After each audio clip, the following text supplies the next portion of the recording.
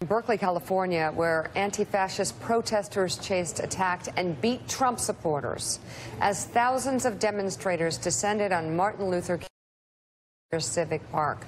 The event was branded as a peaceful stand against hate rally, but quickly turned into the opposite. It came after organizers had canceled a separate anti-Marxist rally, citing concerns over safety. The Los Angeles Times linked to this video posted on Twitter, which purported to show Antifa members beating down an apparent alt-righter.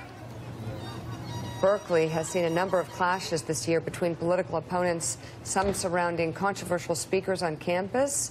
Officers reported at least 14 arrests over the weekend. Nick, this is an ongoing problem in Berkeley especially, where members of the far left are using violence to shut down free speech and to shut down demonstrators. Look, this is new. This is not just scuffles between rival protesters, right? This is shutting down someone else's speeches with a violent assault. Now, you saw the guy in the red shirt there appeared to be trying to help the guy on the ground. I think he was a different protester. Well, but it's revolting. And might have been a reporter. I don't know, or maybe he was a different protester.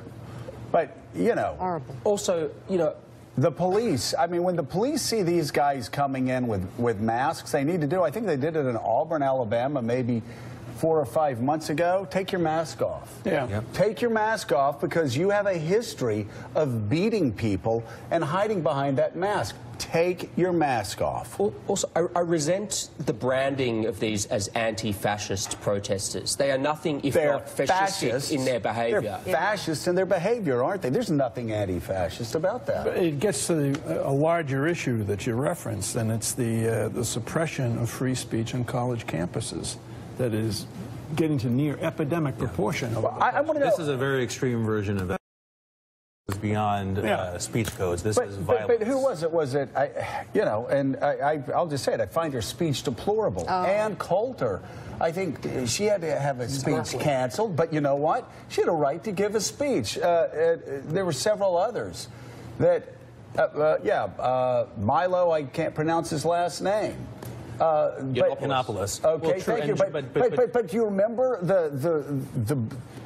the fires that were started and the violence was being started? Like, the question is, and I don't know. Yeah, so this is an innocent question. Yeah. Who is running Berkeley? And why can't they protect free speech? What's your problem in Berkeley? Why can't you protect free speech? If you need me to help you out, we can get some people that will actually protect the First Amendment. Okay? You know where we are. Call us. We'll help you. But this sort of thuggery going on in your streets, on your college campuses, is an absolute disgrace. Look, I was going to say, look, if you hate Ann Coulter, if you hate Milo, the worst thing you can do to them is not show up to their speech and ignore it. Right. I mean, but the second best thing you can do for them, after agreeing with them, is to show up, protest, shut them down, and give them the theater that helps them show that you are the actual free speech oppressor. This only helps people. This only helps extremists on the other side. The root of this is kind of interesting. I mean, part of it began a few years ago on the campus of Brown University in Providence, Rhode Island, when then Police Commissioner Ray Kelly from New York was going to speak to Brown University students, and they balked and protested his appearance, and his appearance was withdrawn. What about Condi Rice?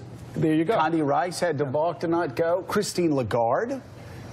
I mean, it's crazy. These are not far-right extremists. What happens is the logic of this is that the circle of prohibited speech becomes wider and wider and wider. It keeps expanding. And again, if I am a president of one of these universities and their protests against Condi Rice or Christine Lagarde to come speak, or if look what happened up, where was it, where the professor had her neck wrenched? Right, the Charles Murray speech. The Charles Murray speech. But what's going to become of these mentally stunted snowflakes at these colleges. Like, who wants to hire a child who is so offended by all of these things, you know, that they're going to encounter? Guess what? When they turn up at work, they're going to hear some Republican-leaning views. I'm so offended by Kanye Rice. I can't even bear to hear. Exactly. Whoever said that? By the way, all their life.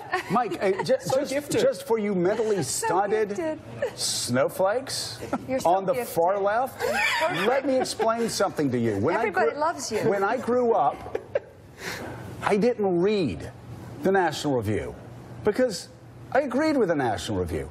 I read the New Republic. I didn't read the Wall Street Journal editorial page when I was growing up. I read the New York Times editorial page when I was growing up because I knew what they were saying on the Wall Street Journal editorial page, and I agreed with it. Like, this, Mike, is part of the reason why Democrats have become so disconnected, and yes, it is. It is part of the reason why Democrats have become so disconnected with America, because a large part of them have lived in, you know, the SNL skit after the election, The Bubble, where you can live in a bubble, the Brooklyn bubble. They have lived in a bubble, and I know this because I went to Southern state schools, and the professors still allowed them to live in the bubble. I mean, there were a couple times I was in a law class at the University of Florida, a conservative place. I would stay and be booed at in class. I say, it's the law. It's the Supreme Court saying this. There's more than one bubble, though, Joe. I mean, no. There are bubbles on the right. There are bubbles on the left. But right now, we're just talking. We have spent a lot of time talking about that other bubble.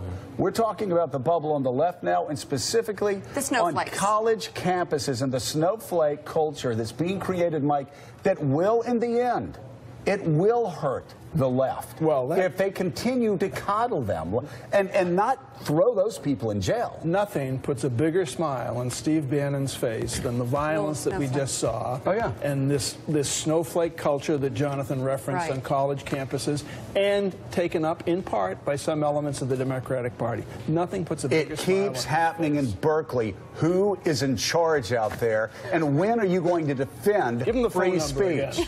Come on. I don't need to give you your number. You can find people out gets there. First place. You're all winners. You're all winners. There are no losers. You're all so good. You are Perfect children. You really. Okay. We're so proud of you. And by the way, if anybody disagrees with you, they're wrong. Yeah. Yeah. Yeah, you need to be thrown in jail if you do that again.